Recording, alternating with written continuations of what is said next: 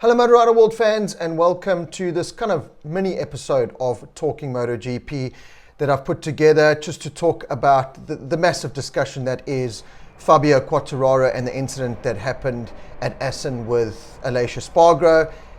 Of course, Fabio crashed out, but then was handed a long lap penalty for the next round in Silverstone in 5 weeks' time. Now, we spoke about it in depth in our post-race live to Facebook Monday night Talking MotoGP.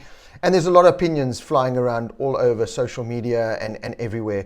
A lot of people saying he doesn't deserve the penalty. A lot of people saying he does deserve the penalty. A lot of people saying it was a silly move. It was a stupid move. A lot of people saying it's a racing incident and everything. So it really is a wide open topic of discussion.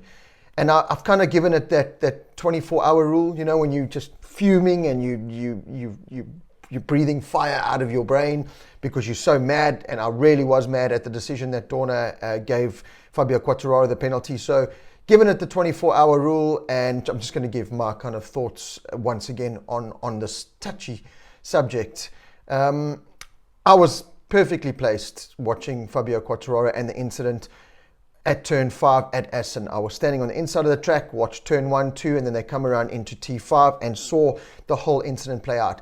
What I also saw throughout the whole weekend is Fabio Quartararo and his line into turn 5. He really did take a different approach compared to the others. The others kind of went deeper, squared the corner off, you know, opening that gap on the inside, but allowing themselves to get more drive coming out. Fabio Quartararo kind of hugged the right more and then flicked it into that left and really did close the corner up, and he squeezed the corner and he just drove out a lot wider. So he had this tighter line through turn 5.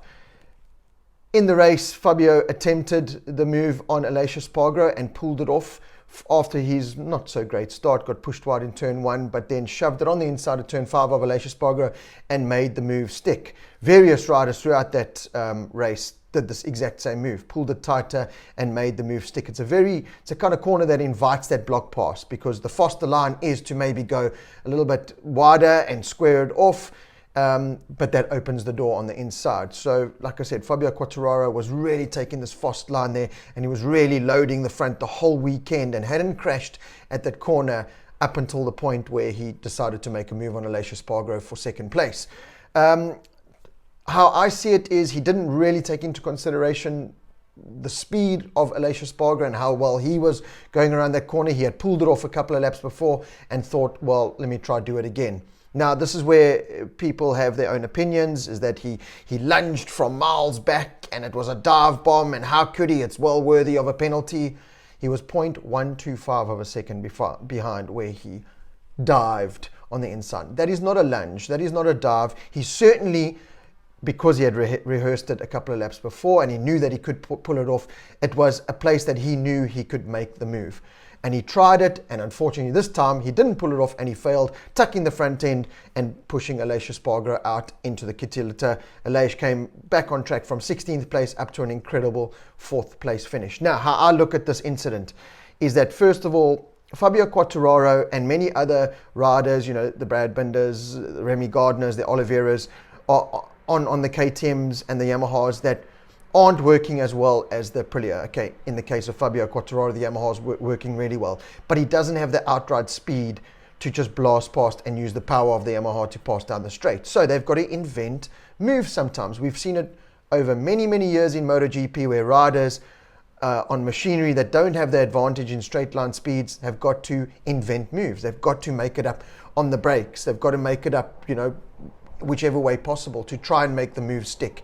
And this is what Fabio Quartararo was doing. Yes, he was under pressure because he could see Pecco Bagnaia just checking out at the front. So he knew he had to get past Aleix to try and go with Pecco, and he didn't make it stick. So how does this play out? How do I look at this? Well, I'm gonna divert a little bit here and look at Formula One. You look at Formula One back in the years of Senna, Schumacher, all those guys that made Formula One exciting because they didn't play by the rules. They took the script and they chucked it out the window. They did the hard passes. They caused controversy, but they were hard races. And if you look at MotoGP from then, there were the years of Doohan where he was just winning and it was boring, but then Crivier came and spiced things up a bit. And since then, Rossi came in and spiced things up. Rossi versus Biaggi, Suzuka, where Biaggi ran Rossi wide into the dirt. Rossi passed him back, gave him the finger. That is what made us love MotoGP, was that script being thrown out the window. He has this luminous yellow bike with this rider with fuzzy hair and very outspoken, and a sun and a moon on his helmet, and this crazy 46 throwing Max Biaggi a zap sign. He wasn't playing by the rules. He was taking the script and he was throwing it out the window. And Rossi did that throughout his whole career. And that is why Rossi is the greatest of all time. That is why there's more spectators in the stands now wearing the bright yellow 46, even that he's not racing anymore. That is why they're wearing it. That is why merch sales will continue for all those years to come, because Rossi didn't play by the rules. He wasn't as scripted as MotoGP wanted him to be, and Dorna wanted him to be, and everyone wanted him to be. He put the move on Gibernau last turn at Jerez. He put the move on Casey Stoner at Laguna Seca. He did all these hard moves. But it's what you loved about him was the fact that he didn't play by the rules. He saw a gap and he took it and he bashed bars. And that's what we loved about Valentino Rossi. He won many races and many world championships with that mindset. The late, great Marco Simoncelli, why everyone loved him, why people still love him today, even though he's not with us, was that exact same attitude. He didn't play by the rules. He was unscripted. He saw a gap, he took it. He was never say die. He was aggressive.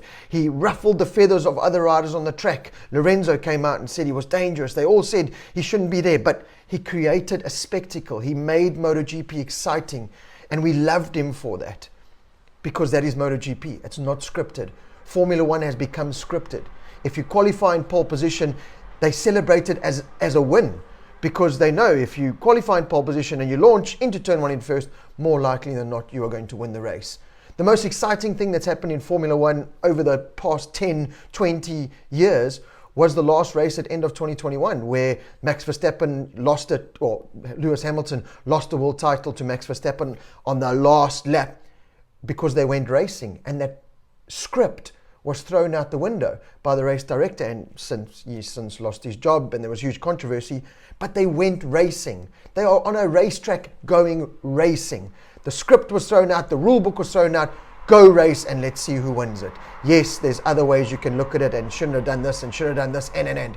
But it was exciting, and that was the most exciting Formula One's been in a long time. And MotoGP is in danger of getting too scripted, getting to play by the rules. This long lap penalty is being thrown left, right and center, every which way possible. Yes, in many instances, in many situations, it's warranted, because the guys are slowing down, are in qualifying and obstructing riders. I get that. But in the situation with Fabio Quartararo was trying to race. He was trying things that the world's best, Rossi, Simoncelli, Doohan, Hale, all these guys have done before him. He was racing on a racetrack. He saw a gap and he tried to take it. He knew that he was at a disadvantage. He knew that he was under pressure with Pecco getting away, and he had to make the move. He took a risk, he took a chance, and it didn't pay off. So what are the repercussions of that?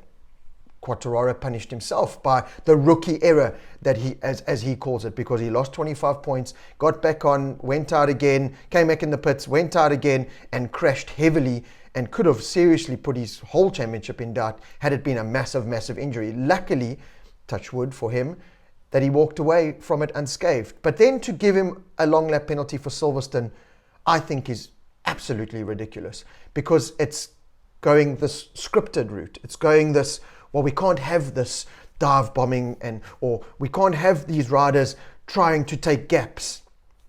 It is racing. It is motorcycle racing. I do agree that if the situation had played out where, as Quartararo crashed and he had taken Aleix Espargaró out and Aleix had crashed as well, and there was maybe injury involved, then maybe look at the penalty, because then there's been serious repercussions, not only for Fabio but for another rider. In this situation, yes, Aleix could have potentially won the race, would have most certainly been on the podium.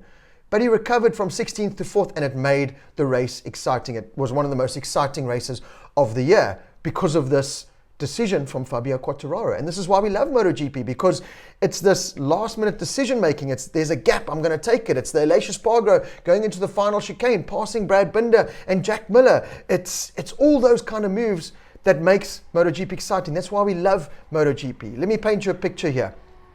Commentators commentating on a scripted MotoGP with riders, as Fabio Quartararo has come out and said, when I want to overtake, I'm not going to. And these riders are going to have to really think about passing because of this long lap penalty, and I might be penalized, and I can't do this and I can't do that. Let me give you a little bit of commentary of MotoGP if it's going to go this heavily scripted way that Dorna seemed to want to take it. And there's Fabio Quartararo with a perfectly scripted move on the inside of Pecco Bagnaia. That was brilliant. Oh, Aleix Espargaró with a beautifully timed and lined up move on the inside of Brad Binder and Jack Miller. Brilliant stuff. He lined it up a couple of corners before. Brilliant stuff. No contact, no nothing. Perfectly scripted. There goes Brad Binder on the inside of Maverick Vinales. Perfect. He gave him perfect amounts of room, and it was a brilliant pass.